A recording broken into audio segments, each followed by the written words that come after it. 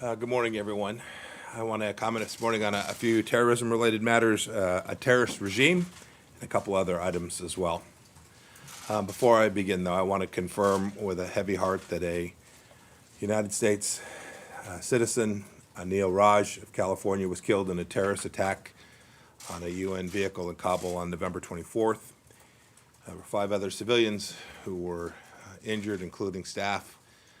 We extend our condolences to the family and friends of the victim following this tragic incident, and send our best wishes for a speedy recovery for those who were injured. Attacks targeting UN personnel working to help the Afghan people are unconscionable, and we condemn this act in the strongest possible terms. Today also marks the 11th anniversary of the Mumbai terror attack.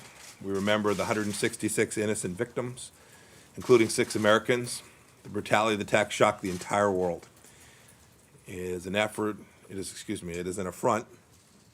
It's an affront to the victims and their families that those who planned the Mumbai attack still have not been convicted. Moving on to the world's largest state sponsor of terrorism, the Islamic Republic of Iran. President Trump and I have been following closely the protests that have recently broken out across that country. The Iranian people are once again on the streets because of the regime's poor economic management. And instead of addressing their grievances, Tehran has responded with violence and by blaming those outside of the country. Last week, the regime shut down the internet to prevent the truth about the protests from getting out. I asked Iranians to share their messages with the United States so we could expose and sanction the abuses of the Iranian regime. We've received to date nearly 20,000 messages, videos, pictures, notes of the regime's abuses through Telegram messaging services. I hope they will continue to be sent to us. We will continue to sanction Iranian officials who are responsible for these human rights abuses, just like we did last week to Iran's Minister of Communications. The Iranian regime also continues to export cruelty outside its own borders.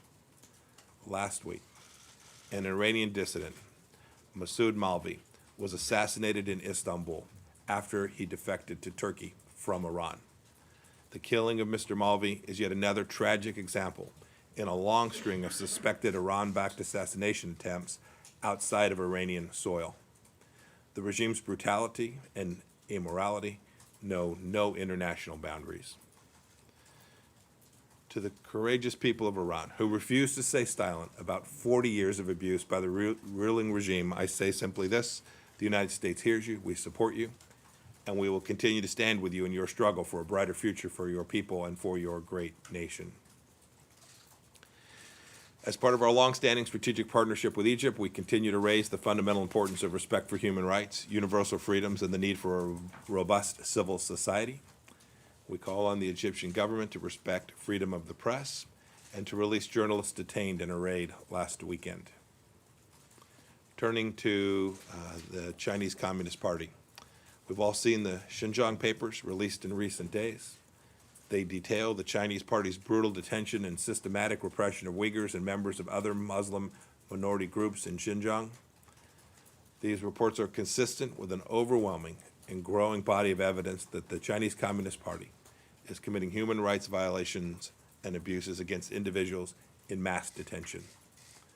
We call on the Chinese government to immediately release all those who are arbitrarily detained and to end its draconian policies that have terrorized its own citizens in Xinjiang. It's not just Muslims that are the target of the CCP's hostility. Christians, Tibetans, and other minority groups have also felt the CCP's heavy hand of repression.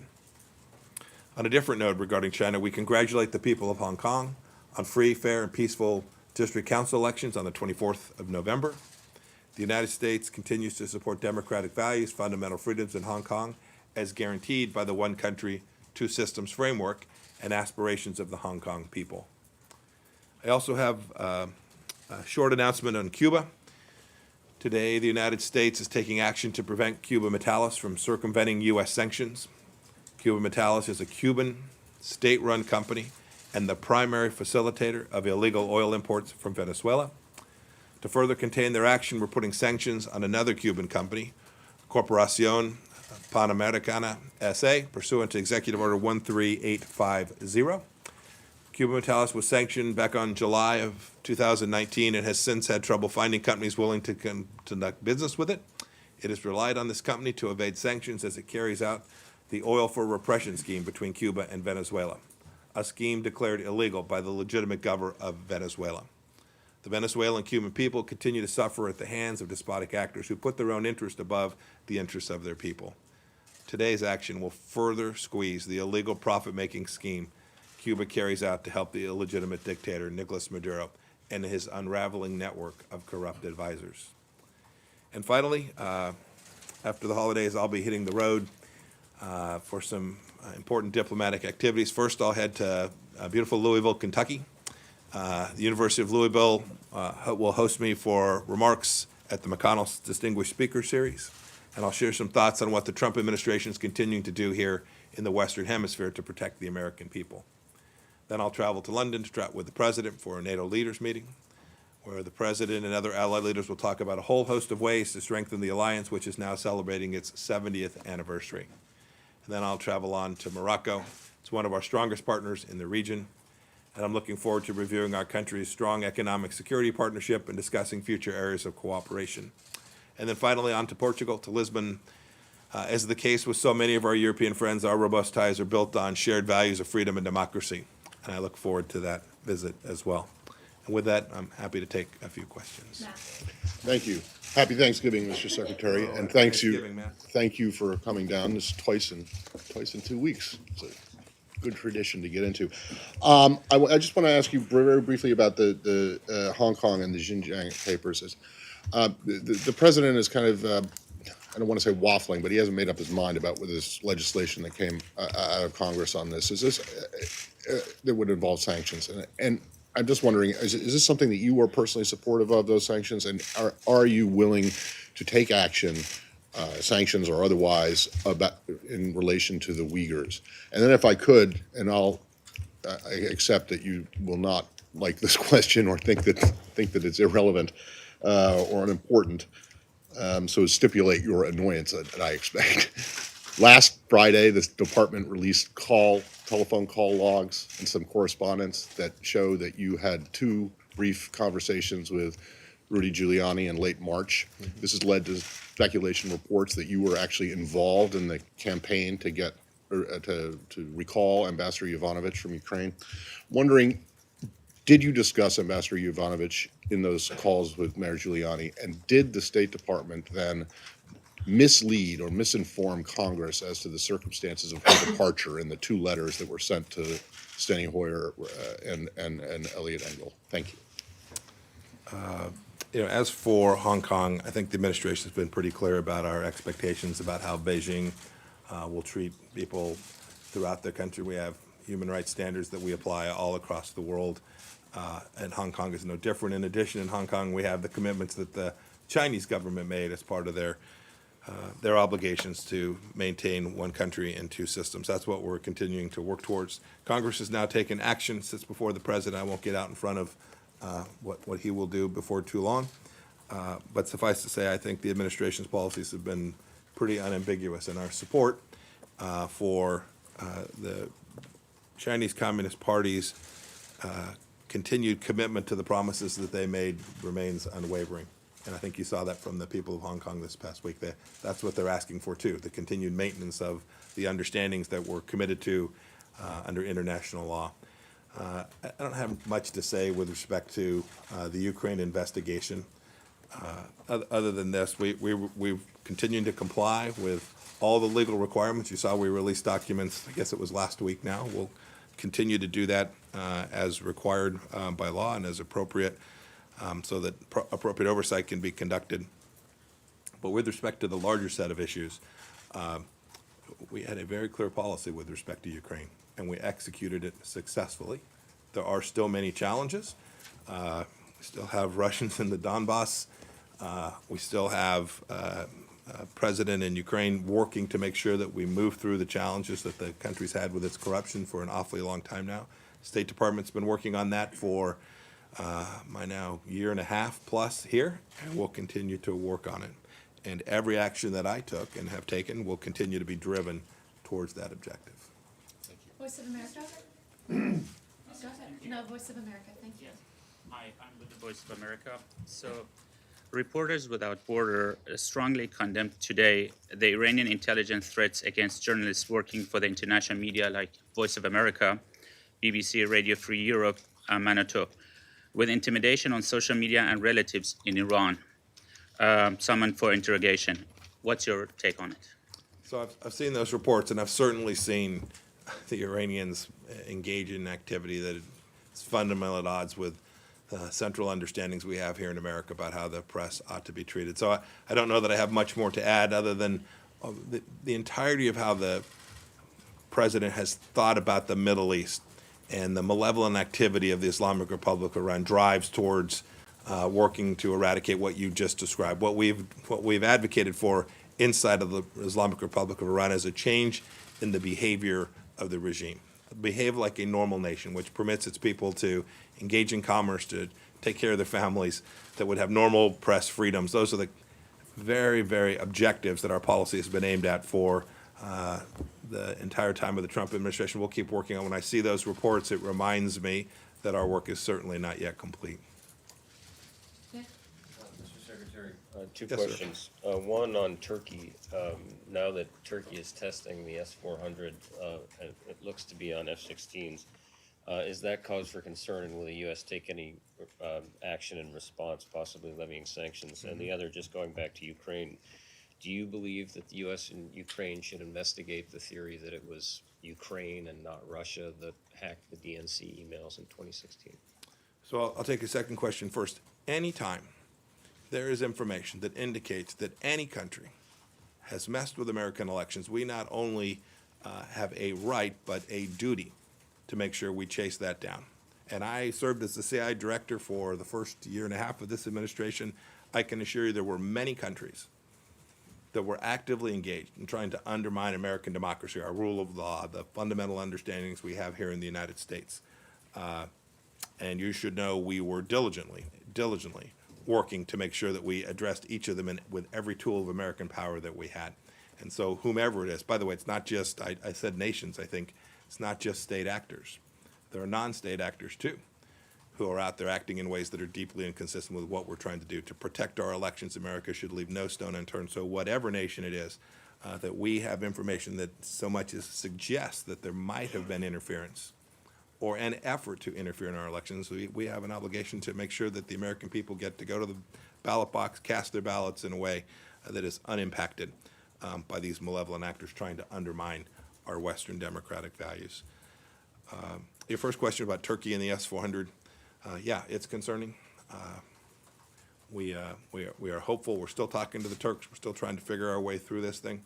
I don't want to get out in front of what the president may or may not do, but we have made very clear to the Turkish government our desire to see them move away from the putting into full operationalization the S-400 weapon system.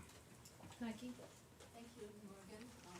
Yes, ma'am. Thanksgiving to Thank you. Secretary. Happy Thanksgiving to you as well. On Hong Kong, a quick follow-up. Would you recommend President Trump to endorse the bipartisan legislation on the Hong Kong Human Rights and Democracy Act? The reason I ask is because if it's enacted, it will require Secretary of State to certify if Hong Kong retains enough autonomy for favorable trading terms. And separately, if I may, on Xinjiang, as you just mentioned, new leak of documents published by the International Consortium of Investigative Journalists, ICIJ, revealed the strategy behind a campaign of re-education on Muslim minority groups.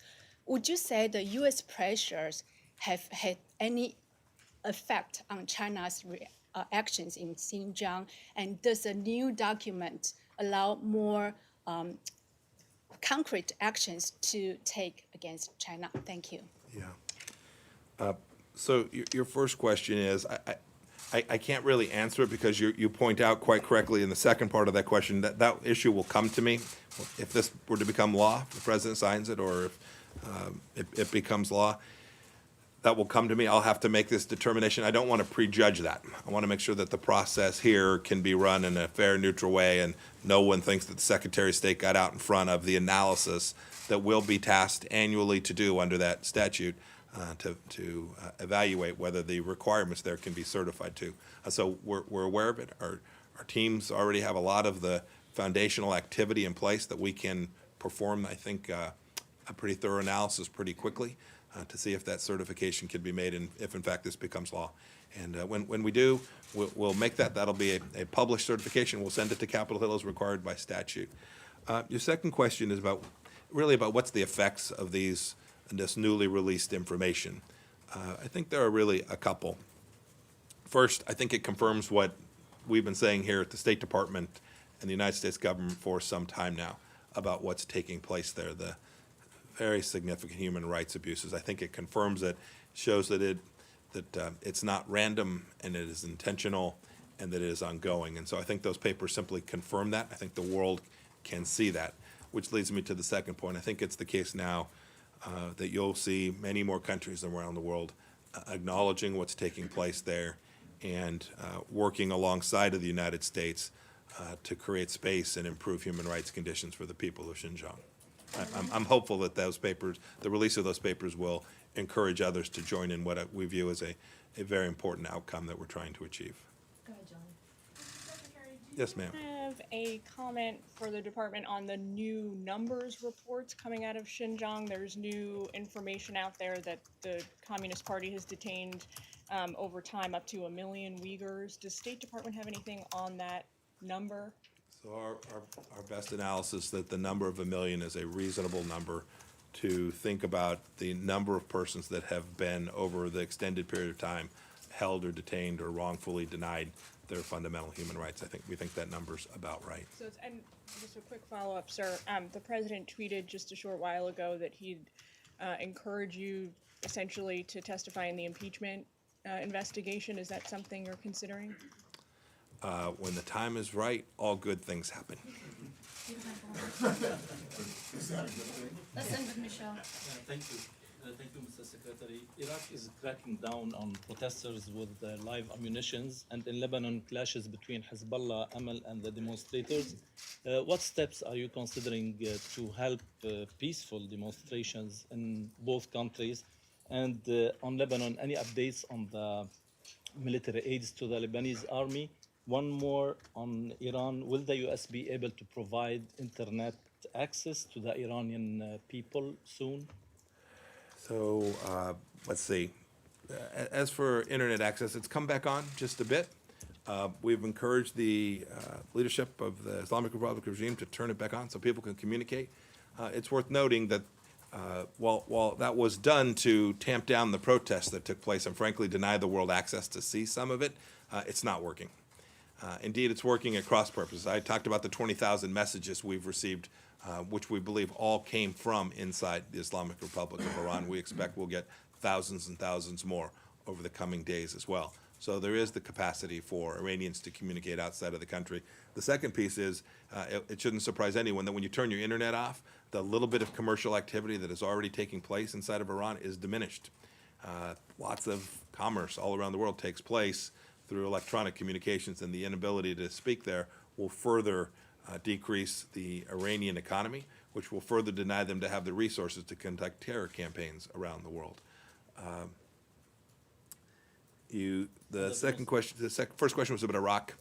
Iraq and Lebanon Yeah, demonstrations. I don't have anything to say on the Lebanon funding issue today. But as for Iraq, we've been in contact with all the various elements inside of Iraq that we have deal with. Our mission there is largely a counterterrorism mission, and that's what our troops are on the ground for. That's who the Vice President went to visit this week. He went to the Kurdistan region as well, all in an effort to try and help the Iraqi people stand up a free and independent and sovereign Iraq. That's our goal for the Iraqi people, and we're prepared to work with the Iraqi leadership, Prime Minister Ahmadi, President Barham Saleh, Speaker Habousi, all of the Iraqi leadership to try and deliver that on behalf of the Iraqis. We've made we have no qualms in talking about the fact that we think the Iranian presence there is harmful to that. decreases the risk that the Iraqi people can have the sovereignty that they so richly deserve, and we're confident that the Iraqi leadership wants the same thing that we're helping them work towards. Thank you.